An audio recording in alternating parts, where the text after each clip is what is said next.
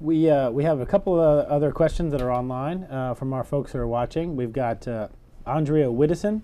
One of the major issues for this week is that Paul Ryan released his new budget, as well as the Senate Democrats have also released their budget. And she's curious as to what kind of support Paul Ryan's budget is going to find over here in the Senate. I think Paul Ryan's budget will enjoy a lot of support from about half of the senators.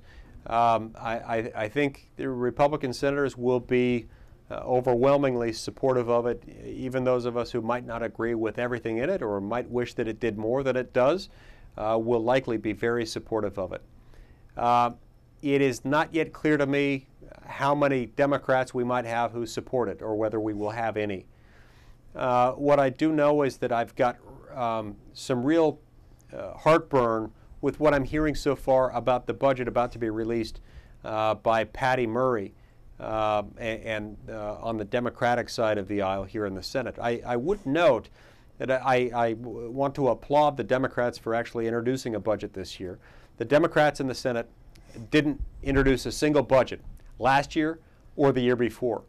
No Democrat in the Senate voted for a single budget, even President Obama's own budget, last year or the year before. That's inexcusable. That's one of the reasons why we've gone 4 years without the Senate passing a budget. And that, in turn, is one of the reasons why we find ourselves in this awful position in which sequestration is kicked in. Because budgets represent priorities, and without priorities, you end up with things like sequestration that cut with a very blunt instrument. It's like trying to do surgery with a dull hatchet. It's just not a good idea. It doesn't work well.